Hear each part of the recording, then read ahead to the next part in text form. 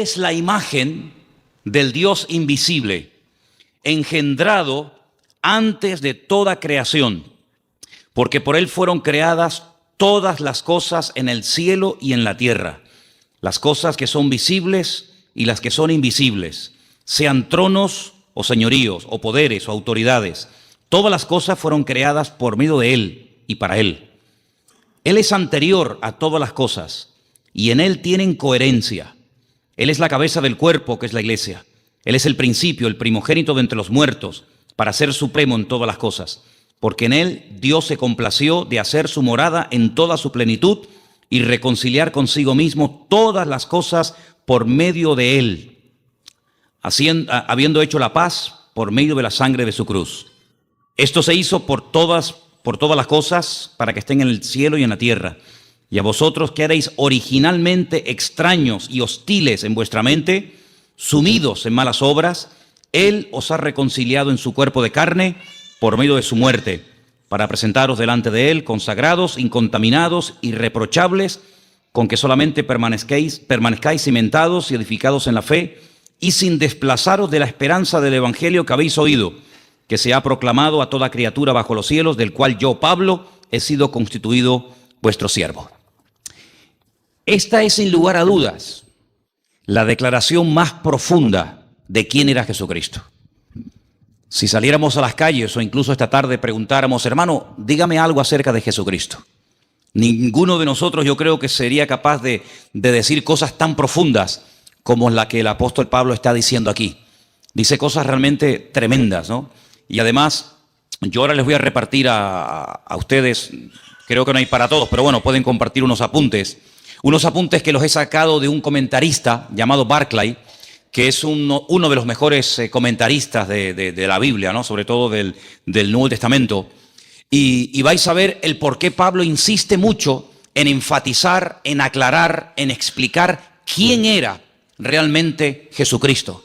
Encontramos, por ejemplo, expresiones como que él en su cuerpo de carne. Y uno dice, bueno, se entiende que el cuerpo es de carne, ¿no? Pero ¿por qué Pablo dice que Cristo vino con cuerpo y dice con cuerpo de carne? Muchas veces cuando leemos la Biblia tenemos que ponerlos en el lugar y en el momento de la época para entender por qué los autores bíblicos, en este caso el apóstol Pablo, decía esas cosas.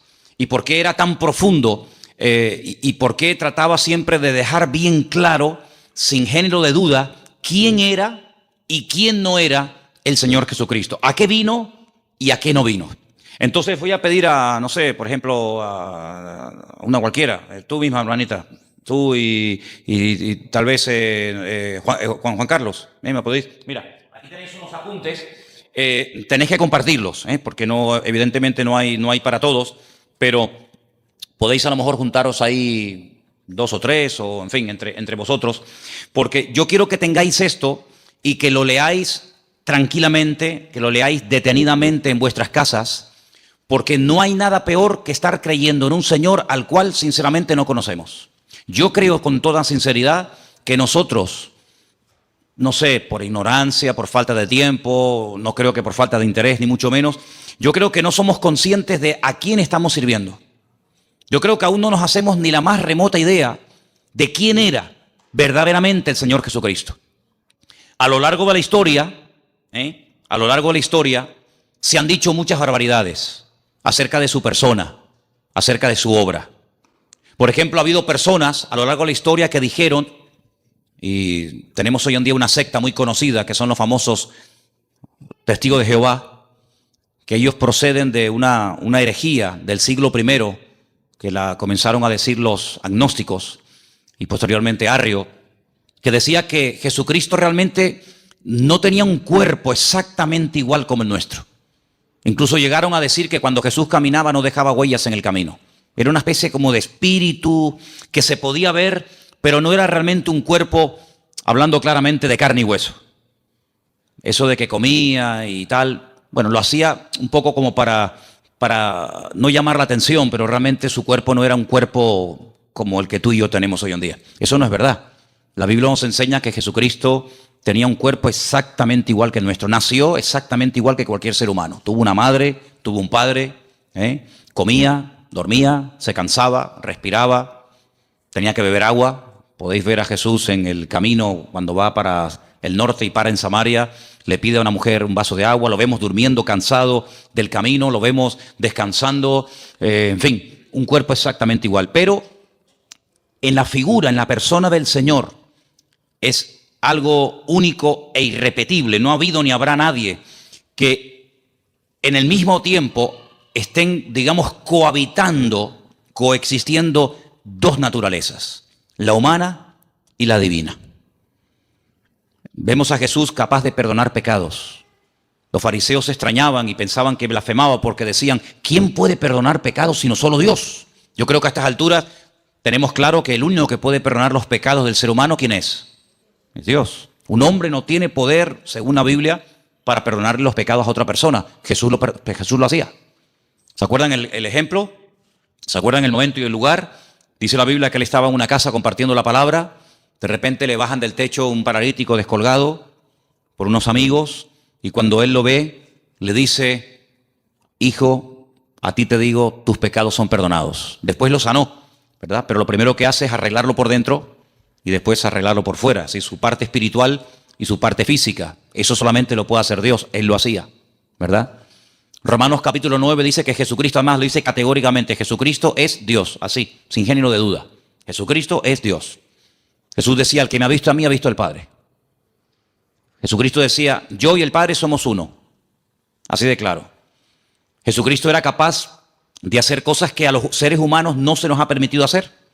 Como por ejemplo caminar por encima de las aguas. ¿O hay alguien aquí entre ustedes que tiene ese poder? Sería interesante que lo pudieras, no sé, demostrar, ¿no? No, yo puedo caminar por encima de las aguas. Jesús lo podía hacer porque Él es el creador y Él tiene poder sobre la naturaleza y no la naturaleza poder sobre el creador. Jesús era capaz de multiplicar con unos cuantos panes y unos cuantos peces. Él era capaz de multiplicar. Ese poder tú y yo no lo tenemos. Jesús era capaz de transformar elementos. No sé, convertir el agua en vino. Y no convirtió el vino en agua porque no fue necesario, pero en un momento determinado Él convirtió dos elementos que no tienen nada que ver ni en olor, ni en sabor, ni en color, ni en gusto. Él lo hizo en décimas de segundo. Convirtió el agua en vino. Porque Él tiene poder para transformar.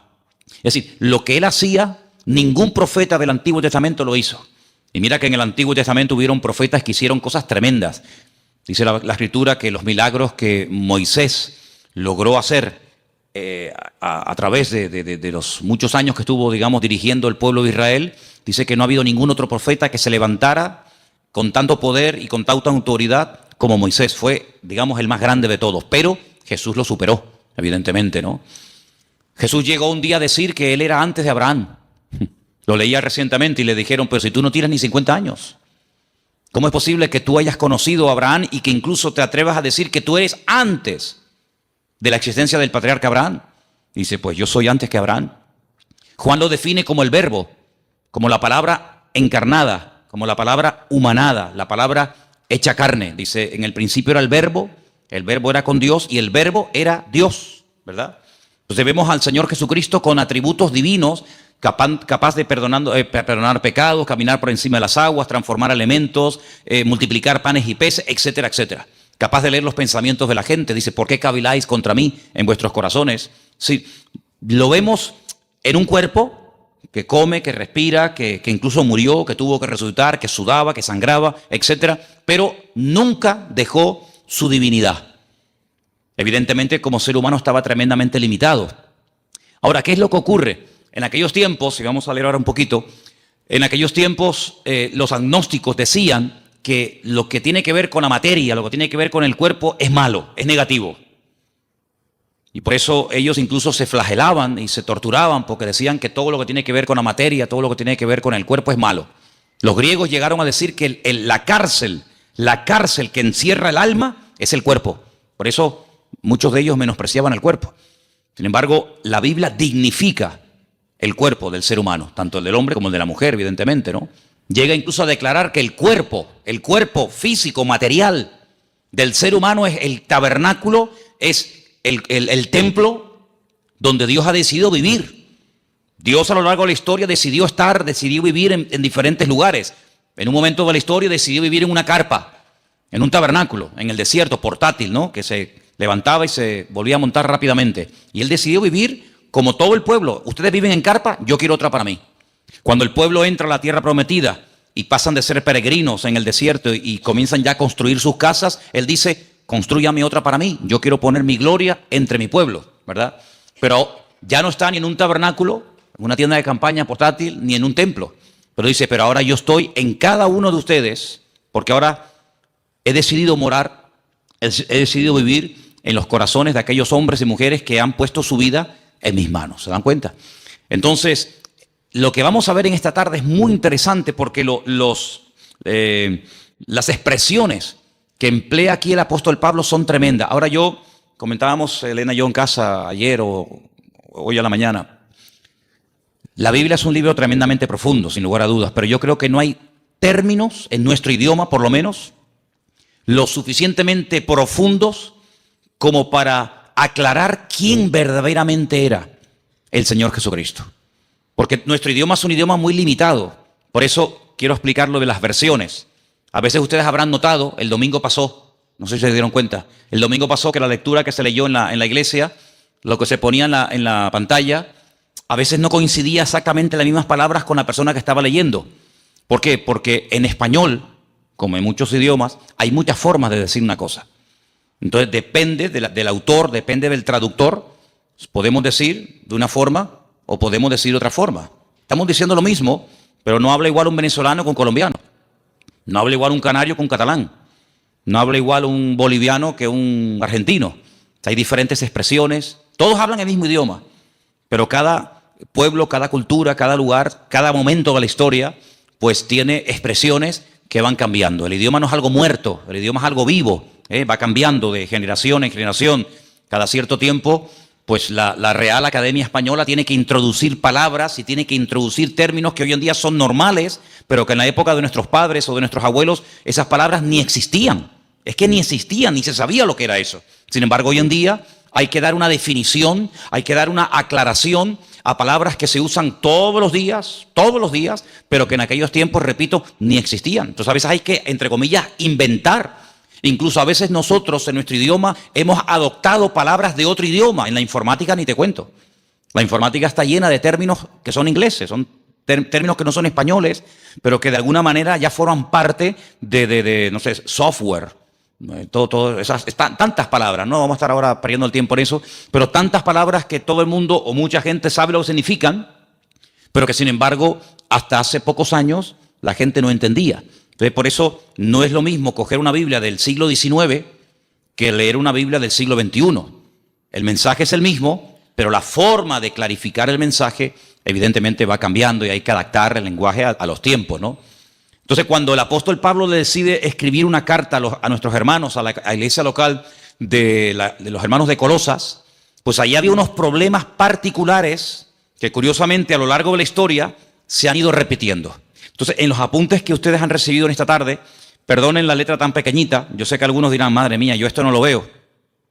Es que lo quise hacer grande y mira cómo salían los folios, salían unos folios enormes. Entonces, si quieren, sigan la lectura. El resto de los comentarios de este capítulo, del versículo 15 al 23, está todo explicado aquí. No tiren estos apuntes, léanlo frecuentemente, porque hay expresiones que necesitamos saber qué es lo que realmente quiso decir el autor. Solamente me quiero parar en algo, y es que a Jesús se le llama, por ejemplo, en el versículo 15, ¿qué dice el versículo 15 en vuestra versión? ¿Lo podéis ver ahí un momentito? Colosenses 1:15, ¿qué dice? Leerlo juntos en altavoz, por favor.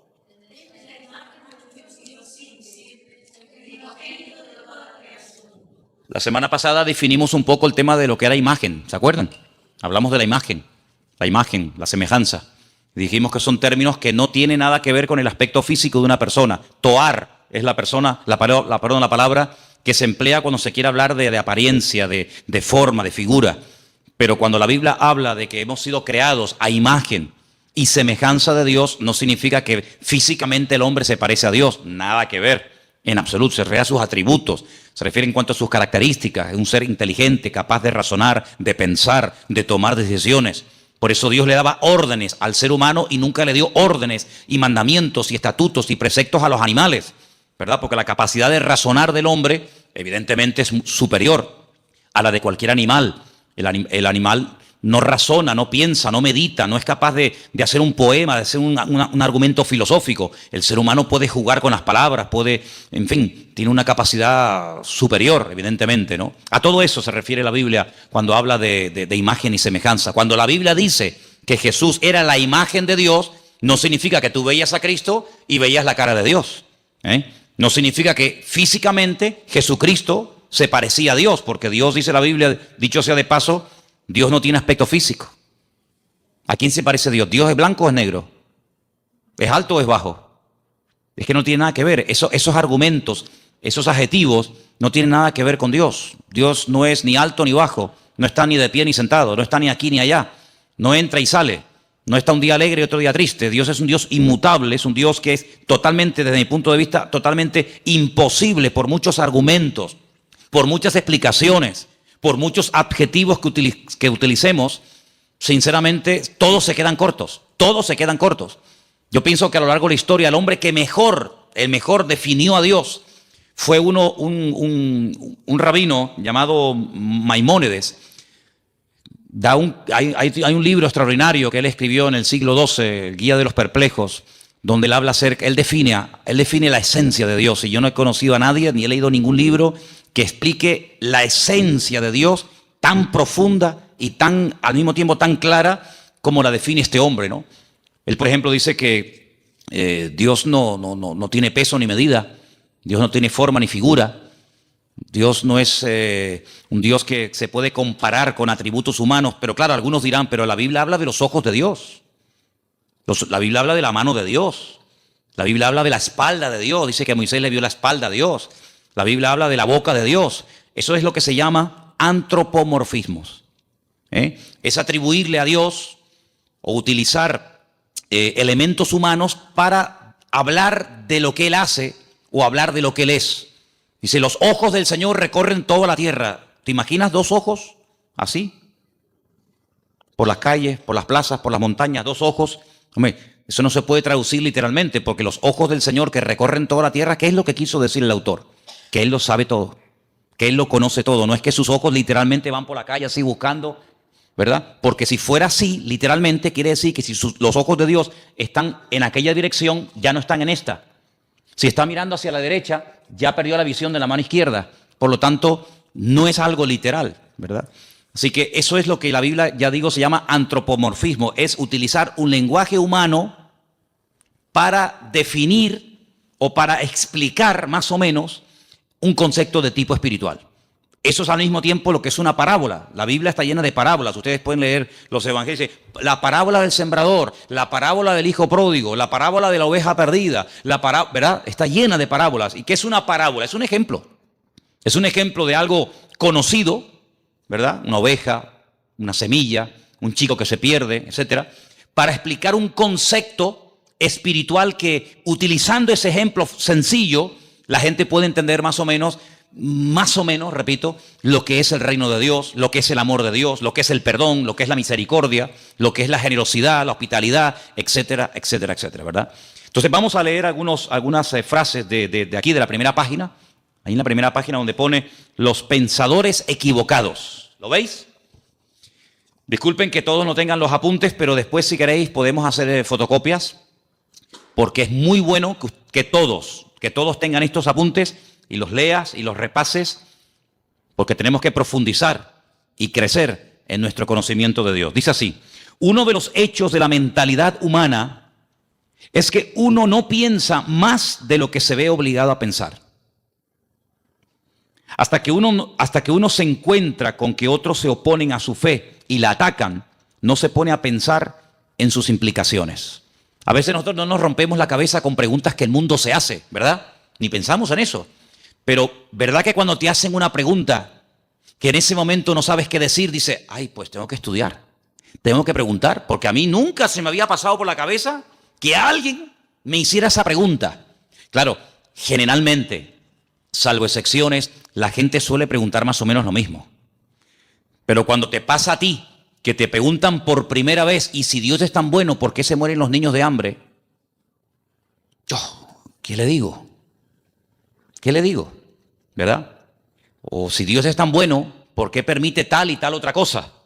Entonces, a veces es bueno que nos hagan preguntas que en el momento no sabemos qué decir o qué responder para que eso nos lleve a buscar de Dios. ¿Estamos de acuerdo?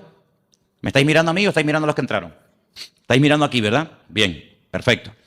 Hasta que la iglesia se vio confrontada con alguna herejía peligrosa, no empezó a darse cuenta de las riquezas de la ortodoxia. Es característico del cristianismo que siempre puede producir nuevas riquezas para hacer frente a una nueva situación. Es bueno que en algún momento de tu vida alguien, un amigo, un vecino, un familiar o quien sea, te haga una pregunta que tú digas, mira, sinceramente en este momento no tengo ni idea qué decirte. Y tienes que acostumbrarte a decir, en este momento no sé qué decir. Déjame que estudie, déjame que prepare, déjame que pregunte, etcétera. Pero no pienses que todo lo que te va a preguntar la gente vas a tener la respuesta inmediata. De hecho, ustedes saben que hay unas chicas en la Biblia que eran las famosas, en su día hablé de ellas, ¿no? Las hijas de Zelofajat, que vinieron un día a Moisés y le hicieron una pregunta a Moisés, el gran varón de Dios, y Moisés dijo, tengo que orar, tengo que consultar con el Señor, porque ni Moisés en ese momento sabía qué responderle a estas chicas. ¿Qué te parece? Preguntas que a ningún hombre jamás le había hecho a Moisés, estas chicas se atrevieron a hacerla a Moisés y lo dejaron con la boca abierta, no sabía ni qué responder. Pero bueno, vamos a seguir adelante. Cuando Pablo le escribió a los colosenses, no estaba pensando en el vacío. Se puso a escribir, como ya hemos visto en la introducción, habla de los capítulos anteriores, para salir al paso de una situación bien definida. Escuchen, había una tendencia de pensamiento en la iglesia primitiva que se llamaba el gnosticismo.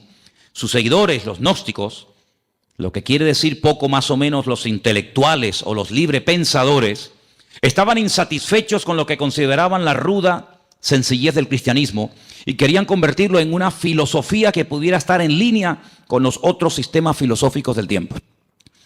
Es decir, para algunas personas nuestra fe es tan sencilla que no les cabe en la cabeza.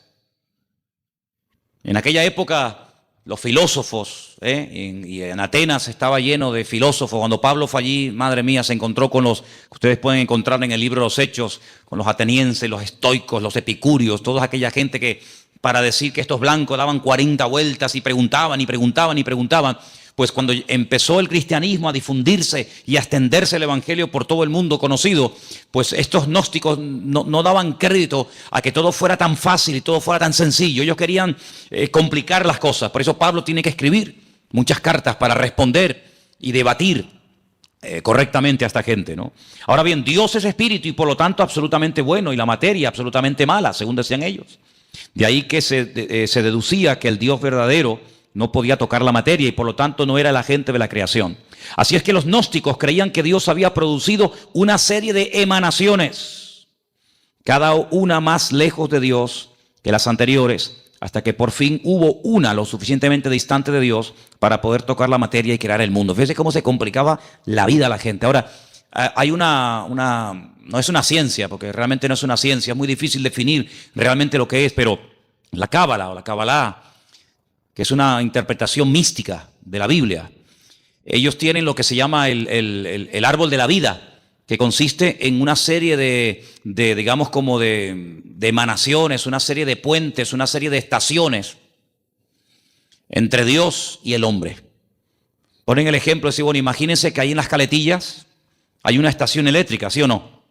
Todo lo hemos visto. Esa estación eléctrica produce 1 millón de vatios. Y salen cables de la estación eléctrica de Caletillas, pues a todas partes, incluido llegan aquí a Santa Cruz. La luz que está entrando en este momento en este salón no es 1 millón de vatios. Si aquí entrara 1 millón de vatios, salimos todos por los aires, todos reventaríamos. Si pusiéramos ahí un micrófono, una guitarra, un teclado a la pared y le sale 1 millón de vatios, pegaría una explosión que saldría al edificio por las nubes. Entonces, ¿qué es lo que hacen? Por el camino van poniendo transformadores y van bajando de 1 millón a 100.000, de 100.000 a 50.000, de 50.000 a 20.000, de 20.000, y así van bajando, y van como bajando la potencia para que cuando llegue al hogar de cada uno de nosotros, todos nuestros aparatos funcionan a 220. Entonces, lo que sale de la estación central no es lo que nos llega a la casa. Es una mínima parte de lo que sale. Siempre tiene que salir más de lo que llega. Si sale a 220, no nos va a llegar a nosotros a 1.000.000, pero a la inversa sí. Entonces, algunos creen que Dios es tan poderoso, tan grande, tan sublime, tan magnífico, que es realmente imposible llegar a tener comunión y relación con ese Dios, porque como que nos mataría. ¿Qué es lo que hacen? Ellos van por el camino, para explicarnos, ¿no? Ellos van por el camino diciendo que, bueno, Dios se manifestó en esto, y esto en esto otro, y esto en esto otro, y esto en esto otro, y Cristo, según los gnósticos, fue una de las manifestaciones o emanaciones de Dios, la más distante, y por eso Él podía tener un cuerpo, pero realmente no era un cuerpo como el que dijimos al principio. Todo esto es una auténtica barbaridad. Algunos dirán, pero ¿cómo la gente se puede complicar tanto la vida? Pero esto fue antes del año 100, después de Jesucristo. Imagínense, si estas cosas no se aclaran al momento, si el apóstol Pablo, con la sabiduría y el conocimiento que el Señor le dio, no fuera capaz de taparles la boca, de hacer lo que se llama apologética, es defender correctamente los principios bíblicos, en el año 2015, siglo XXI, el evangelio estaría totalmente distorsionado y no tendría absolutamente nada que ver hoy el evangelio con el evangelio que predicaba Jesucristo y los discípulos. Por lo tanto, se tuvo que defender la fe en aquel momento, se tuvo que aclarar las cosas, y gracias al Señor tenemos, por ejemplo, la carta de los Colosenses, que va en una línea, la carta a los Efesios, la carta a los Tesalonicenses. ¿Por qué hay tantas cartas? Porque en cada congregación surgían diferentes opiniones o diferentes herejías. Por ejemplo, en Colosas decían que una de las formas de acercarnos a Dios es adorando a los ángeles.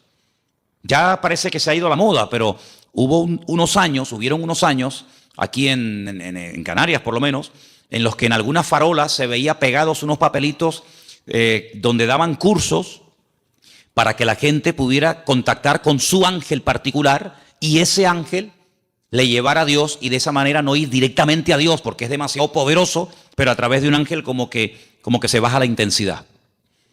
Se puso de moda el famoso libro o el famoso curso de milagros, ¿verdad? Donde la gente podía, entre comillas, producir con una serie de técnicas y con una serie de historias sus propios milagros, autosanarse, autoliberarse, y ahí surgieron buenos pensamientos, la famosa nueva era, donde ellos dicen que el hombre es como un ser que tiene dormido, tiene como atrofiado una serie de valores, una serie de capacidades que el pecado ha apagado, pero que con una serie de clases y de principios y de no sé qué y no sé cuánto, ya no hace falta ni ir al médico ni que nadie ore por ti, sino que tú te puedes autosanar, porque tú eres una especie como de Dios en miniatura, una especie de ser tremendamente poderoso pero atrofiado, apagado, dormido, porque el pecado te ha, digamos, dormido esas capacidades espirituales. Y bueno, y la gente se complica la vida de una manera con tal de no ir a Dios, con tal de no buscar al Señor, son capaces de buscarlo donde sea. Y por eso el apóstol Pablo fue un hombre muy usado, no solamente para extender el evangelio que nos ha llegado a nosotros exactamente igual, sino también para decirle a aquella gente las barbaridades que decían y para que hoy en día tengamos respuestas ante estas barbaridades. Entonces vamos a seguir leyendo un poquito y después nos vamos a meter en el pasaje. Los gnósticos llegaban todavía más lejos. Estamos en la primera página de los apuntes que les di. Conforme las emanaciones se fueron distanciando de Dios, se volvieron cada vez más ignorantes de Él. Y en las emanaciones más distantes se daba no solamente la ignorancia de Dios, sino la hostilidad hacia Él. Los gnósticos llegaban a la conclusión de que la emanación que creó el mundo desconocía y era hostil al verdadero Dios. Y algunas veces hasta identificaban esa emanación con el Dios del Antiguo Testamento. Eso tenía ciertas consecuencias. Ahora, si ustedes se dan cuenta, cuando el hombre no tiene una relación directa con Dios, cuando el hombre busca en fuentes equivocadas, es como lo que decía el profeta Jeremías: ustedes están buscando en cisternas rotas que no retienen el agua, y por eso cuando llegan a una cisterna rota la encuentran vacía. Hay una búsqueda sincera, pero el camino es un camino equivocado. No todos los caminos llevan a Dios. Eso tienes que tenerlo clarísimo en tu vida. No es que, bueno, da igual, iglesia evangélica, católica, musulmana, budista, nueva era, Da igual, total, todos los caminos llevan a Dios. Es que eso no es lo que dice la Biblia. Mira, a lo largo de la historia, siempre el deseo del Creador, el deseo de nuestro Dios fue tener comunión con el hombre. Dios hizo todo lo habido y por haber, todo lo impensable, para que el hombre se acercara a Dios. El hombre como que hacía todo lo contrario para alejarse del Señor. Te voy a poner un ejemplo. Mira, en el Antiguo Testamento hay un varón de Dios, un hombre que se llamó Jacob. Conocemos también su nombre como Israel. La Biblia dice que él una noche se echó a dormir. Estaba durmiendo al aire libre. De repente él tiene un sueño donde ve una escalera. Una escalera que tiene la parte de abajo en la tierra y la otra punta, al otro extremo de la escalera está en el cielo. Él dice que ve ángeles que suben y que bajan. No dice que bajan y suben, sino ángeles que suben y bajan. Él entiende en ese sueño, que es muy profundo para decirlo así en breves palabras, él entiende que el cielo se quiere acercar al hombre. Él entiende que el Creador quiere volver a tener comunión con el hombre. El hombre la cortó, el hombre se desconectó de Dios, el hombre se independizó de Dios, para que me entiendan.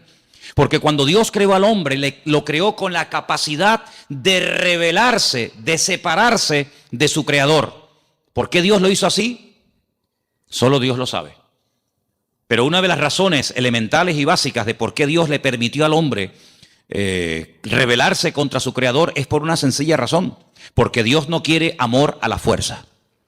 Si tú no me amas, yo no te voy a obligar a que lo hagas. Si tú no me quieres servir, yo no te voy a obligar a que me sirvas. Si tú no quieres estar conmigo, yo no te voy a obligar a que estés. Yo te voy a crear con la capacidad de rebelarte, con la capacidad de distanciarte de mí. Y el hombre utilizó esa capacidad como ser perfecto que era, porque si no tenía esa capacidad, luego no es perfecto.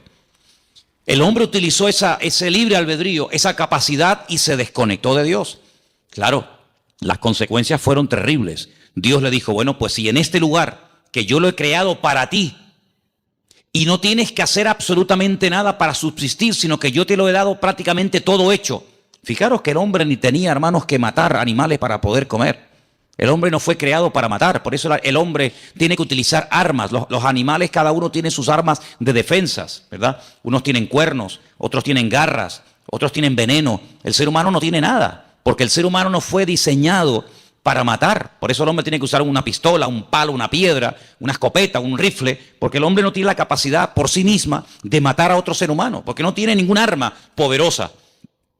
Ahora, fijaros qué interesante, cuando el hombre se desconecta de Dios, Dios lo tiene que echar de aquel lugar perfecto y de armonía que todos conocemos como el Gan Edén, el jardín del Edén. Y cuando sale de ese lugar, él se percata, él se da cuenta de todo lo que ha perdido. Ahora el hombre tiene frío, ahora el hombre tiene calor, ahora el hombre suda. Sudar significa perder humedad, con la capacidad de poder deshidratarte. La mujer comienza a sentir dolores. La mujer no fue creada para tener la menstruación todos los meses. En el momento en el que peca, comienza a experimentar el hombre pérdida de humedad y la mujer pérdida de sangre todos los meses. La tierra se le vuelve en su contra. Los animales que antes dominaba, ahora en cierto sentido tiene que cuidarse de ellos porque le pueden quitar la vida. Y así una serie de consecuencias terribles. Pero a pesar de eso, Dios no se desentendió de la raza humana. Dios no dijo, bueno, ustedes no quieren estar conmigo, ahí se quedan. Sino que el hombre sigue, permítame la expresión, detrás del hombre, buscando al hombre. Les habla a través de Noé, pasan de Noé. Les habla a través de Abraham, pasan de Abraham. Les habla a través de José, pasan de José. Les habla a través de la ley de Moisés, pasan de la ley de Moisés. Y así a lo largo de la historia, hasta que personalmente Él se humana, Él se encarna y viene, dice, y habitó entre nosotros y vimos su gloria. Bueno, ya después de tantas manifestaciones del amor de Dios y de tantas oportunidades, el hombre habrá entendido que no se puede esconder de Dios. ¿Qué es lo que hacen? Matan a su hijo. Creyendo que de esa manera ya Dios va a cesar en esa ansia, en ese anhelo de buscar constante y permanentemente al hombre. Nada más lejos de la realidad. Lo matan y el Padre dice en Romanos capítulo 8 que a través del poder de su Espíritu Santo resucita a su hijo al tercer día. Luego la muerte no acabó con Cristo, la muerte fue el inicio de una etapa nueva, donde ahora ya no va a estar bajo la ley de un antiguo pacto, sino la ley de un nuevo pacto. Vienen los apóstoles, vienen los discípulos, vienen los padres de la iglesia a lo largo de la historia, siglos y siglos y siglos y siglos. Dios continuamente buscando al hombre. El hombre inventando todo tipo de excusas, todo tipo de herejías, todo tipo de barbaridades, que si él no murió, que si él se desmayó, que si María Magdalena se equivocó de tumba, que si los discípulos robaron el cuerpo, que si se equivocó de no sé qué, que si no tenía cuerpo, que si no tenía espíritu, una detrás de otra. Pero sin embargo Dios, en el anhelo y en el deseo de buscar al hombre, hoy en día sigue tocando y llamando a la puerta de los corazones. ¿Para qué? Para tener comunión, para tener relación contigo y tú con Él. Y de esa manera poder descubrir el propósito de tu existencia. Y no pasar por esta vida sin saber qué hago, a qué me dedico, a dónde voy. Sino que sepas en todo momento por qué el Señor permitió que tú nacieras y que tú existieras y que tú estuvieras en este planeta un periodo muy corto de tiempo, muy corto, porque la vida es algo tremendamente efímero, algo tremendamente corto, que pasa así y cuando te das cuenta, ¡pum!, se te fueron tus 80, tus 90 años. Pero el objetivo no es vivir en esta tierra por la eternidad, sino prepararnos para retornar al Creador y tener este tiempo como una especie de escuela de preparación para lo que realmente es la vida verdadera, que es la vida eterna en la presencia del Señor. ¿Te das cuenta? Entonces el diablo ha intentado por todos los medios habidos y por haber cegar, que la ignorancia sea la tónica habitual del ser humano, que no lea la Biblia, que no se acerque a Dios, que se acerque a otras cosas, que tenga todo tipo de experiencias y de sensaciones, menos la búsqueda sincera y genuina de buscar a Dios. Pero vemos en la palabra de Dios que el hombre sigue y sigue y sigue y sigue rebelándose contra el Creador, pero todos aquellos que le reconocieron les dio el derecho de tener un título que solamente llegó a tener un pueblo en la tierra, y es la de ser llamados hijos de Dios. ¿Cuántos dicen amén? Así que ya Dios no podía hacer nada más. Ahora vamos a seguir leyendo un poquito más adelante los apuntes que les he dado, porque hay una expresión que se usa que se ha mal interpretado hasta el punto de decir, y te dicen, no, es que la Biblia lo dice, que Jesucristo, escuchen bien porque esto es muy sutil y ustedes tienen que tenerlo muy claro, que como Dios sabía que el hombre iba a pecar, porque Dios lo sabe todo de antemano antes de que ocurran, ¿sí o no? Dios es omnisciente, todo lo sabe, nada le sorprende. Ya Dios había creado en un principio, antes de la creación del universo, a Jesucristo. Y lo tenía como preparado, lo tenía como reservado, para que cuando el hombre pecara, como nada podía redimir al hombre del pecado, sino solamente a través de la sangre incontaminada y limpia y pura del Señor, pues ya Él lo tenía preparado desde antes de la fundación del mundo para que muriera por nosotros. ¿No se pueden ustedes imaginar la cantidad de gente que cree eso? Que Jesucristo es el Salvador, que murió por nosotros, que resucitó en una cruz, que Él ascendió a la diestra de Dios Padre, que volverá, que reinará, todo eso, pero con algo muy sutil, y es que dicen que Jesucristo no es Dios, sino que Jesucristo es un ser creado. Eso significa, como una vez un señor vino aquí y lo tuve que expulsar de la iglesia, porque eso es una auténtica herejía, que si Dios creó a un arcángel que luego se rebeló contra el Señor y que conocemos hoy en día con el nombre de Satanás, que en un principio no era Satanás, sino Luzbel, ¿verdad? Ese lucero. Significa que si Dios lo creó a él y creó también a Jesús, hay un parentesco, porque son hijos del mismo Padre, tanto uno como otro, y ahí no le permití que siguiera adelante, sino dijo, no, lo lamento mucho, si usted cree en eso, si usted cree que estos dos son hermanos, esto se acabó. Hasta ahí no le permitimos y lo tuvimos que decir que se fuera. Pero él estaba totalmente convencido que así como Adán y Eva tuvieron un hijo bueno y un hijo malo, uno llamado Caín y otro llamado Abel, Dios también tuvo un hijo bueno llamado Jesucristo y tuvo un hijo malo llamado Satanás. Fíjate tú las barbaridades a las que llega la gente, ¿no? ¿Y de dónde sacaba eso? Del versículo 15, donde dice que él fue el primogénito de la creación. Amigo. Pero fijaros qué interesante, porque un poquito más abajo, en el versículo 18, vuelve a aparecer la palabra primogénito. Versículo 18 dice, Él es la cabeza del cuerpo, que es la iglesia. Él es el principio, ¿el qué? ¿Primogénito de qué? De entre los muertos. Mira, mi pregunta es, ¿Jesucristo fue realmente la primera persona en la historia que resucitó? ¿Sí o no? ¿Sí? No sé, ustedes sabrán, yo estoy preguntándole a ustedes. ¿La primera persona que resucitó fue Lázaro? ¿Sí? ¿Eh? No sé, ustedes sabrán.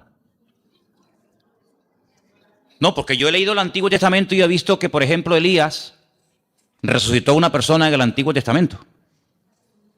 Entonces hay gente que resucitó antes de Lázaro, y antes de la viuda de Naín, y antes de aquella chica a la cual el Señor le dijo, Talita Cumi, a niña, a ti te digo, levántate y anda. Luego, tanto en el Antiguo como en el Nuevo Testamento, hay personas que resucitaron antes de Jesucristo. ¿Por qué dice que Él es el primogénito de entre los muertos? No es el primogénito de entre los muertos en el sentido de que Él no fue el primero en resucitar. Luego, si la palabra primogénito entre los muertos no significa, y esto quiero que lo dejemos bien claro, si la palabra primogénito entre los muertos no significa que Él fue el primero en resucitar, si volvemos al versículo 15, la palabra primogénito de toda la creación tampoco puede significar que Él fue el primero en ser creado. ¿Sí o no? Miren, cuando uno interpreta la Biblia, y aquí dimos en su época una clase de hermenéutica, hace mucho tiempo que se grabó y no se pueden imaginar, hasta el día de hoy, cada día prácticamente, recibimos correos en la iglesia de gente de todo el mundo que han visto ese curso de hermenéutica que yo en mi vida me pensé que iba a ser tan seguido y de tanta utilidad para tanta y tanta gente. Se llama así, curso de hermenéutica. Lo tienen ahí ustedes en YouTube, en la Biblia, que lo grabamos aquí. Una de las reglas de la hermenéutica es una ciencia que se enseña en las escuelas bíblicas, en los seminarios, para ayudarte a interpretar correctamente los textos bíblicos. Si usted no puede interpretar la Biblia a su manera, usted no puede interpretar la Biblia de un punto de vista únicamente judío, únicamente evangélico, únicamente católico, ateo, no. Usted tiene que interpretar la Biblia según unos parámetros, según unos principios generales e universales, para que usted no saque conclusiones equivocadas.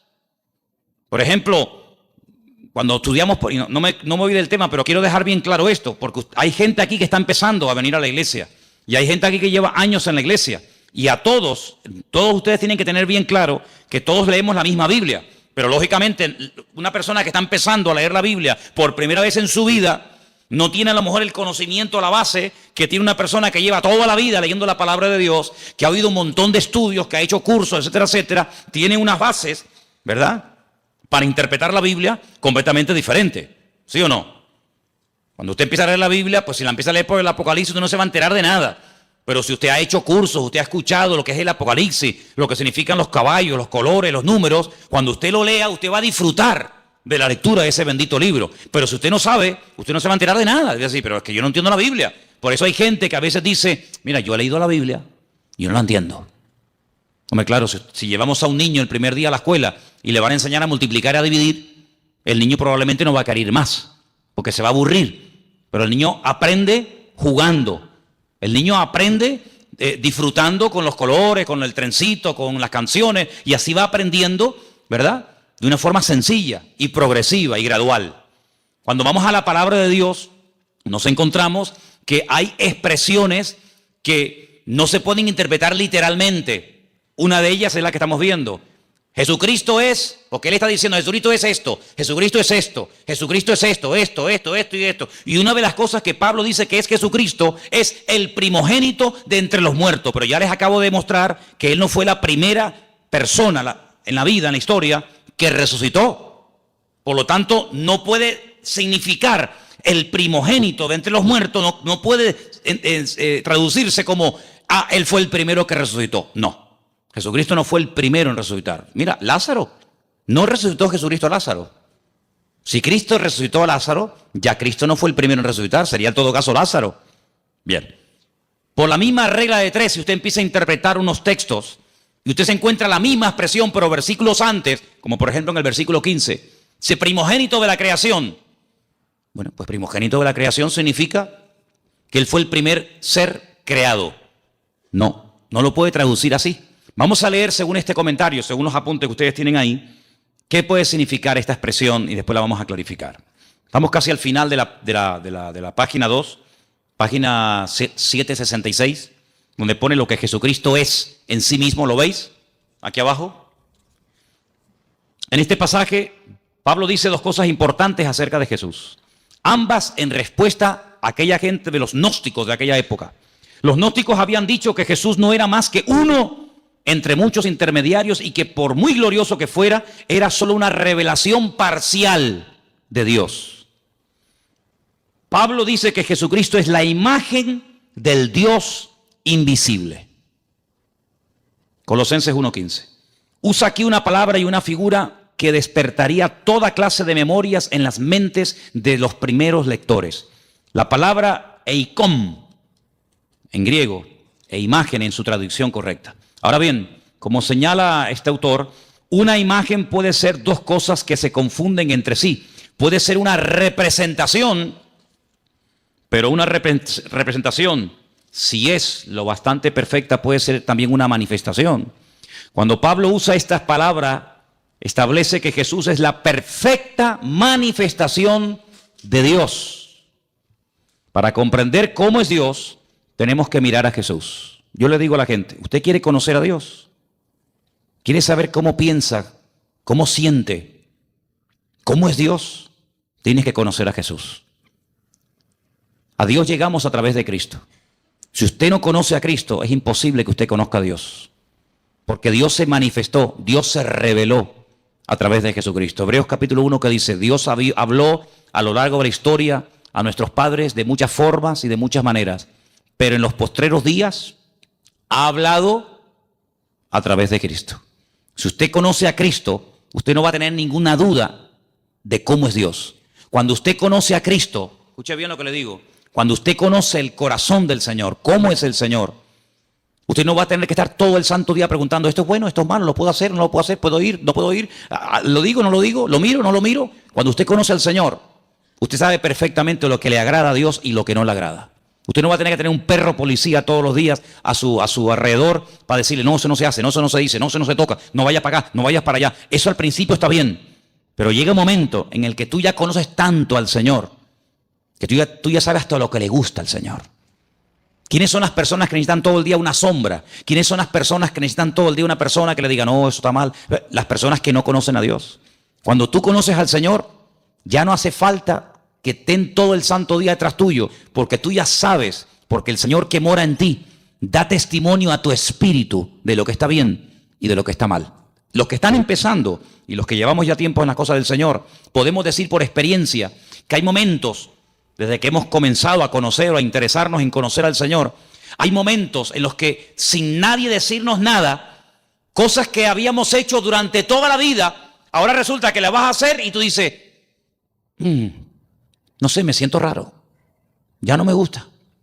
Cosas que antes te volvían loco, ahora dices, ya no tienen para mí ningún atractivo. ¿No te ha pasado eso? Dime la verdad. Amigo, porque el espíritu que tienes dentro de ti tira hacia las cosas del Señor y hay como como una alarma que te dice, eso no está bien. Nadie lo sabe, nadie te ha visto, pero el Señor que mora en ti ya comienza a hablarte. Si tú esa voz la cultivas, no la apagas, no la ignoras, sino si tú esa voz, esa sensación, por decirlo así, tú le prestas atención cada día, tú vas a ser más sensible a lo que tienes que ser y nada sensible a lo que no tienes que ser sensible. ¿Cuál es el problema del ser humano en reglas generales? Que a veces somos tremendamente sensibles en cosas que nos tenían que dar lo mismo. Y a lo que deberíamos de ser verdaderamente sensibles, no lo somos. Yo creo que uno de los peores pecados que podemos cometer los creyentes, los que ya hemos conocido al Señor, es perder la sensibilidad espiritual. Porque cuando uno pierde la sensibilidad espiritual, un término que aparece en la Biblia es que llegamos a cauterizar la conciencia. Si ya pecas y no te sientes mal. Y eso es terrible. Eso es terrible. El temor de Dios, el respeto a Dios, dice la Biblia que es el principio de la sabiduría. Cuando tú comienzas a darte cuenta de que ese pecado, que para ti no era pecado, para ti era normal, porque lo has hecho toda la vida, pero ahora dice, oye, ¿Y yo por qué ahora, cuando voy a fumarme un porro, o cuando voy a ver una película pornográfica, o cuando voy a mentir, o cuando voy a robar, o cuando voy a no sé qué o no sé cuánto, por qué yo ahora me siento mal y antes no me sentía mal? Porque estás cambiando. Por eso, porque estás cambiando. ¿Y quién es el que te está cambiando? El que vive dentro de ti. Por eso dice, no entristezcas, no apagues al Espíritu Santo que mora en ti. Porque yo te digo por experiencia que se puede apagar la voz del Señor. ¿Qué dice la Escritura? Si hoy el Señor te habla, no cierres tu corazón, porque a lo mejor ya mañana te vuelve a hablar y ya no te enteras. La sensibilidad es algo que no podemos perder. Esa es una de las señales de que una persona se ha apartado del Señor, de que no está bien con Dios, que ha perdido la sensibilidad espiritual, ¿vale? Sigo leyendo. El Antiguo Testamento, versículo donde pone la A, y la literatura intertestamentaria, y lo que está entre el Antiguo y el Nuevo Testamento, tienen mucho que decir acerca de lo que es la sabiduría. Bueno, vamos a leer un poquito más adelante porque yo lo que quería que ustedes vieran acerca de lo que significa verdaderamente aquí. Perdón, vamos a la página 767. Vamos a esa página, por favor. Lo que Jesucristo es para la creación. Él es el primogénito de toda creación. Debemos procurar darle el verdadero sentido a esta frase. Como aparece en la Reina Valera, podría querer decir que el Hijo fue la primera persona que fue creada. No. Usted sabe lo que a mí me atormentaba cuando yo comencé a venir a la iglesia. La pregunta que a mí me volvía loco. Ya gracias al Señor eso ya ha pasado a la historia, pero yo era una cosa que era algo como una obsesión, era algo que me volvía loco. ¿De dónde salió Dios? ¿Quién lo creó? Yo daba para atrás, marcha atrás, ¿no? Iba para atrás, iba Jacob, Abraham, Noé, Adán, iba para atrás. Decía, ¿de dónde salió Dios? ¿Quién lo creó? Claro, más loco me volvía si yo decía, bueno, lo creó fulano de tal. Otra vez volvemos al lío. Y al fulano de tal, ¿quién lo creó? Era algo increíble. ¿Quién te puede explicar? Yo no soy capaz de hacerlo. ¿Quién te puede explicar que a Dios no lo ha creado nadie? Que Dios siempre ha existido y siempre existirá. ¿Quién te puede explicar eso? Yo no. ¿Sabes cómo se acepta eso? Por fe. Señor, yo no sé todas las respuestas, pero yo solamente sé una cosa, que tú existes y tú eres mi Dios. ¿Quién le puede a usted explicar el concepto que los cristianos llaman Trinidad? Padre, Hijo y Espíritu Santo. ¿Quién le puede a usted explicar eso? Que si el huevo, que si el agua, que si la metes en la nevera se hace un cubito de hielo, que si la pones al fuego se evapora y si la bebes es líquida. Sí, son tres elementos. ¿Quién le puede a usted realmente explicar todo eso? Por eso Dios nos ha dado un regalo maravilloso. Yo sé que hay gente que este regalo no lo tienen. Y por eso yo le agradezco a Dios que a muchos de los que estamos aquí, Dios nos ha dado ese regalo. ¿Saben cuál es? La fe. Hay gente que tiene fe en el curandero. Y creen con todo su corazón que ese es sinvergüenza, que te pide dinero, que se inventa respuesta, que se inventa que tu marido tal, que tu hijo no sé qué, que siempre dicen lo mismo. Hay gente que tiene una fe ciega en eso. Y hasta pagan dinero. Nosotros no tenemos necesidad de ir por esos derroteros ni por esos caminos, porque estamos totalmente convencidos de que Dios es un Dios que existe y es un Dios verdadero. Yo sé que Jesucristo siempre ha existido. Claro, en nuestra mente humana todo tiene un principio, todo, absolutamente todo. Y aparentemente todo tiene un final, pero en Dios, en Jesucristo, en su Espíritu no hay ni principio ni fin. Siempre han existido. Es más, Pablo dice que todo lo que existe fue creado por Él, para Él y por medio de Él. ¿Cuántos dicen amén? Claro, el mundo se puede reír, el mundo puede cuestionarse. Pero bueno, hermano, que digan lo que quieran. Yo sé en quién he creído. Y yo sé que el Señor no fue creado, sino que el título primogénito de la creación, como vamos a ver ahora, esto es lo que significa. Ahí lo tenemos, al final de la página. El primogénito de toda creación. Perdón, estamos aquí. Debemos procurar darle el verdadero sentido. Como aparece en la Reina Valera, podría creer o querer decir que el Hijo fue la primera persona que fue creada, pero en el pensamiento hebreo y griego, la palabra primogénito, que está ahí entre paréntesis, no tiene más que un sentido temporal muy indirecto. Hay que notar dos cosas. Primogénito es muy corrientemente un título de honor. Israel, por ejemplo, en Éxodo 4:22, como nación se le llama el primogénito, el Hijo de Dios. Lo que quiere decir es que la nación de Israel es el Hijo de Dios más favorecido. Segundo, debemos notar que primogénito es el título del Mesías. Ahí pueden leerlo en casa. Salmo 89:27. Según lo interpretan los mismos judíos, la promesa en relación con el Mesías. Es decir, la palabra primogénito es un título. La palabra primogénito en la figura de Cristo no significa que Él fue lo primero que Dios el Padre creó, lo primero que Dios el Padre hizo, sino es un título de honor, de reconocimiento, como diciendo que antes de Él no ha habido nada y después de Él no habrá absolutamente nada. Esto hay que estudiarlo con tranquilidad, en profundidad. ¿Por qué? Porque si, por ejemplo, usted tiene, no sé, la oportunidad o ha tenido la oportunidad de hablar con un testigo de Jehová, ellos dicen que creen en Jesucristo, pero como un ser que fue creado, no como un ser eterno, no como Dios, no como dice la Escritura, Emmanuel, Dios con nosotros, sino como un ser, ya digo, que fue creado, como fue creado los ángeles, como fue creado el sol, la luna, las estrellas, etcétera, etcétera. Si saliéramos a la calle y le preguntáramos a la gente, dígame algo acerca de Jesucristo, muy poca gente tiene claro que Jesucristo, como ser humano, tuvo un principio, ¿sí o no? Él nació, Él estuvo 9 meses en el vientre de su madre, María, claro, porque Él decidió nacer, Él decidió venir a este mundo. ¿Y cómo nace un ser humano? Pues a través de una mujer. No hay otra forma, no hay otra manera.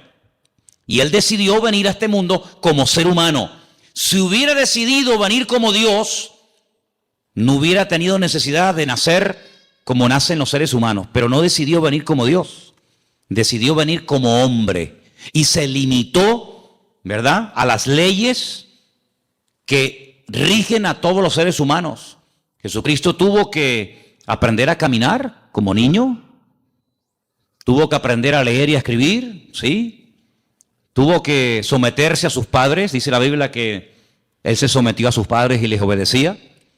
Y como ser humano vivió una vida totalmente normal. Fíjense qué normal era el Señor, que en el jardín de Getsemaní, cuando uno de sus discípulos decide traicionarlo, decide venderlo, si hubiera sido un ser tremendamente llamativo, con una aureola, con una luz especial, no hubiera sido necesario que Judas, a los que venían a prenderle, les dio una señal. ¿Cuál fue la señal? ¿Cuál fue la clave que indicó a los que venían a prender al Señor que ese era el Señor? ¿Cuál fue?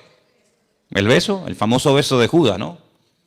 Podía haber dicho, mira, el más alto, el más guapetón, aquel que tiene una luz blanca que le sigue a todas partes, aquel que está siempre rodeado de ángeles, aquel que levita y no toca con los pies el suelo, sino que va así, como volando, ¿no? No, era tan normal, que hasta Judas tuvo que decir, tengo que darle un beso, porque pasa desapercibido delante de todas las personas, porque el atractivo realmente del Señor no era el aspecto físico, sino era la esencia de lo que Él era y de lo que Él verdaderamente había venido a hacer a este mundo.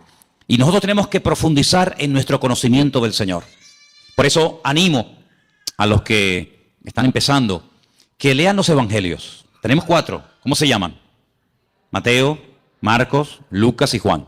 Ahí ustedes van a encontrar cómo hablaba, cómo reaccionaba cuando lo criticaban, cómo pensaba, cómo se movía en medio de sus enemigos, cómo trataba a los niños, a las mujeres, cómo trataba a sus discípulos, cómo era intolerante frente al pecado, pero tremendamente misericordioso y compasivo ante gente que había caído, pero que les daba la oportunidad de rehacer su vida. Y ahí en los evangelios encuentras a Cristo como ser humano, pero también como un Dios perfecto, humanado, limitado entre nosotros, pero que nos amó tanto que se dejó matar. Ahora, el concepto tal vez más profundo de lo que Él es, el concepto más maravilloso de todos los que rodean a Dios, podemos decir que Dios es santo, ¿sí? Podemos decir que Dios es justo, podemos decir que Dios es bueno, en fin, podemos decir un montón de cosas, ¿sí o no? Pero el concepto del amor de Dios, ¿tú lo entiendes? Es impresionante, ¿no? Porque generalmente los seres humanos tenemos la tendencia, me imagino que ustedes también, de seleccionar, ¿no? Cuando dice, bueno, hay ¿cuántos? 100. Como que dentro de esos 100 hay un pequeño grupo más cercano a ti y los otros sí están ahí, pero ¿qué te parece? Sin embargo, el Señor no tiene favoritos. Eso ya es una cosa que nos llama la atención. Dios no tiene favoritos. Dios no dice, este sí, este no, este me gusta y este no me gusta. Es un Dios que ama al pecador, ¿sí o no? Ama al pecador, pero no ama, aborrece el pecado que cometen los pecadores. O sea, son dos cosas distintas. Él ama a todo el mundo por igual. Y son cosas que no nos caben en la cabeza. Porque ahora, por ejemplo, se está hablando mucho de este chico que huyó al extranjero, que mató a 2 jóvenes en la península, ¿no? Imagínate que ese chico viene a España, lo condenan y tiene que cumplir 15, 20, 30 años, lo que le toque.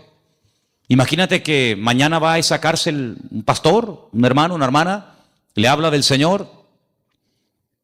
El chico reconoce la barbaridad que ha hecho, se arrepiente, pide perdón al Señor. Mi pregunta es, ¿Dios perdonaría a esta persona? ¿Sí o no? Delante de los hombres es un asesino. Tiene que estar ahí hasta que se pudra, ¿no? Hasta que cumpla la condena. Pero si esa persona le pide perdón a Dios, esa persona nos la vamos a encontrar el día de mañana en el cielo, en la presencia del Señor. ¿Quién entiende eso? ¿Quién entiende eso? Nadie. Pero así es el corazón de Dios. Es una cosa increíble.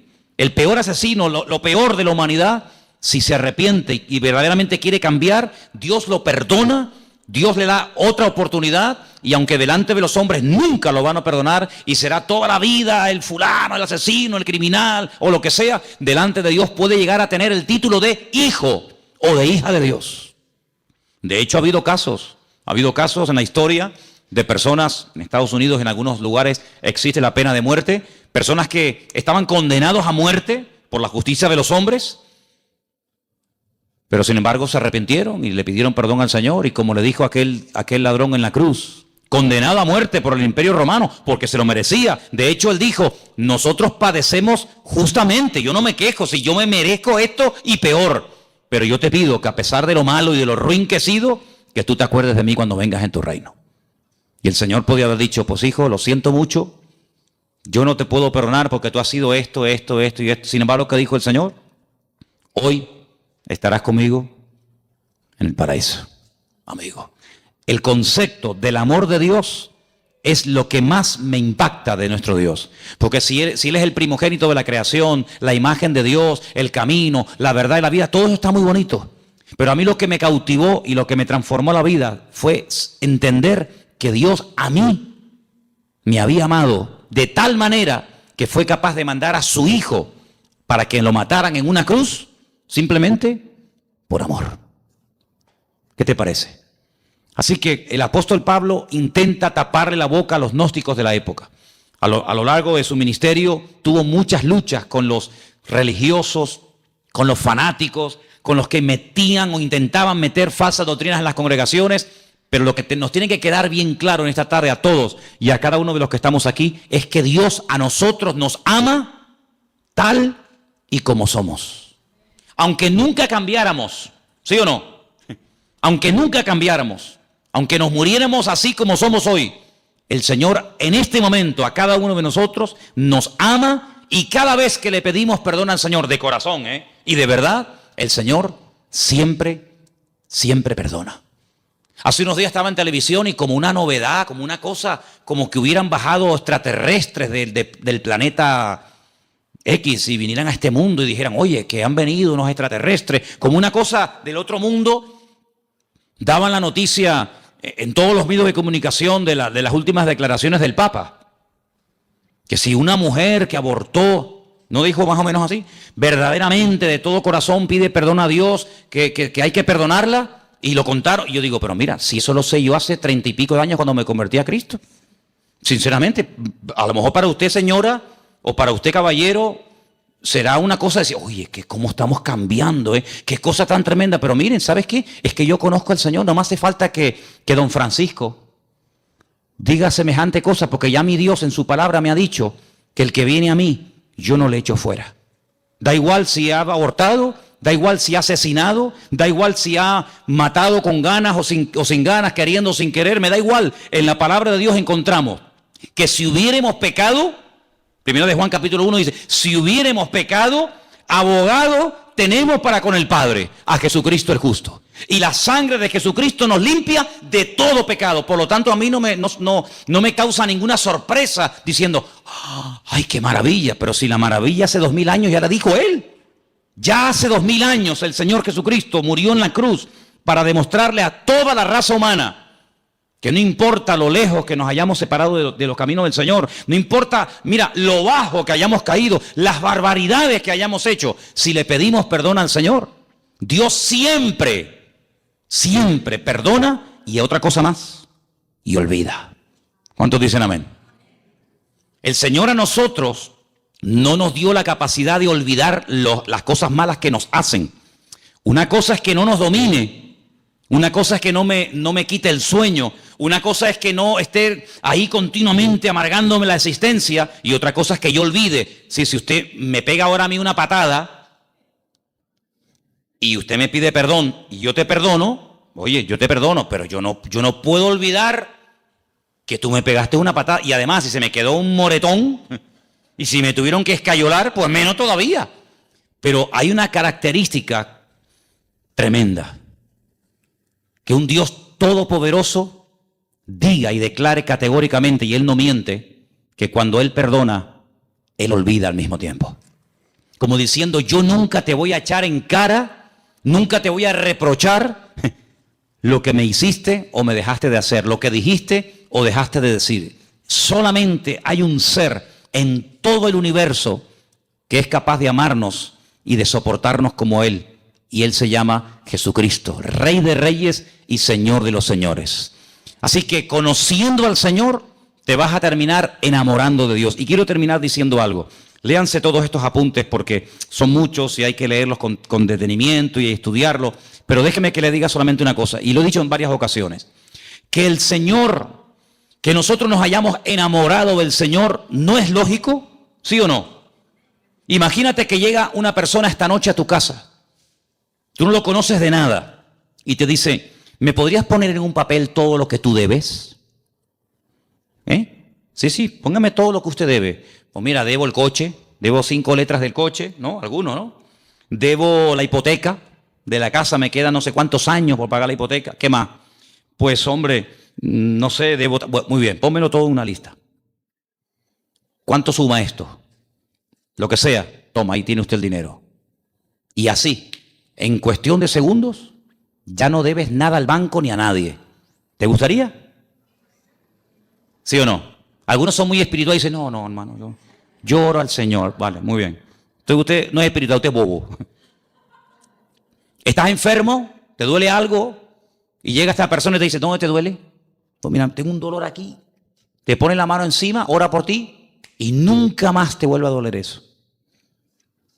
Oye, ¿tú no le tomarías aprecio a esa persona? Lógico. Cuando tienes un problema no lo buscarías a él o a ella porque te ha ayudado tanto que, oye, mira, ¿me podrías venir un momentito que te quiero hablar contigo? Me pasa esto, me pasa lo otro. ¿Quién no se puede encariñar? ¿Quién no puede apreciar, respetar? No digo enamorarse, pero respetar a una persona así, cualquiera. Bueno, pues en cierto sentido, eso es lo que el Señor hace continuamente con nosotros. Nos sana, nos fortalece, nos levanta cuando caemos, nos anima. A veces permite, fíjate lo bueno que es y lo sabio que es, que cuando ve que nos estamos un poquito medio apagando, quedando atontados, permite ahí una pequeña prueba, una pequeña cosita, ¿no? Y, ay Señor, ayúdame. Y el Señor dice, sí, dime, aquí estoy contigo. Fíjate lo bueno que es, que podría decir, bueno, ya no quieres orar, pues nada, no ores. Pero Él dice, le voy a poner una piedrita en el zapato, para que le haga una llaguita. Ay Señor, mira que me salió una llaguita, sí, dime qué quieres que haga. Señor, que me sana, ahí está, pum, la sanidad. ¿Quién no se enamora de un Dios así? ¿Sí o no? A todos nos ha pasado. Pero lo que yo quiero preguntarles ahora, ¿qué vio Él en nosotros para enamorarse de nosotros? Porque ¿cómo no me voy a enamorar de un Dios que tiene estas y más características, cualquiera? Pero ¿qué vio el Señor en ti y en mí? Cuando a veces una persona que te ama te dice, qué ruinito que eres, ¿eh? ¿No te han dicho nunca eso? Qué malo que eres, ¿eh? Cuando quieres ser malo, eres malo, ¿eh? Cuando quieres ser buena, mira que eres agradable, ¿eh? Pero el Señor, a pesar de nuestras debilidades y defectos, Él nos ama. Hermanos, amemos también nosotros al Señor. Y sirvámosles con alegría, sirvámosles de todo corazón, porque es un privilegio el ser llamados hijos de Dios. Y quiero terminar pidiéndoles que hagan una reflexión. Imagínense que en esta noche supiéramos, es una hipótesis, no es real, pero imagínense que supiéramos que en este momento en la Plaza de España, allá abajo en pleno corazón de Santa Cruz, hay 8 o 10 mil personas sin hogar, sin agua potable, sin comida, sin nada. Y que hay cientos y cientos de niños, pues como los niños que tenemos aquí en la iglesia, que a veces entran, salen, el otro que canta, el otro que toca los palitos, ¿eh? Bueno, pues eso es lo que está pasando en este momento en Europa, donde hay miles y miles, millones de personas huyendo de países que están totalmente destrozados. Y yo me preguntaba hoy, digo, Señor, si nosotros al salir del culto en esta noche, sabiendo esa situación, no se nos ablanda el corazón, entonces que nosotros nos hemos convertido, sin darnos cuenta, en creyentes tremendamente teóricos.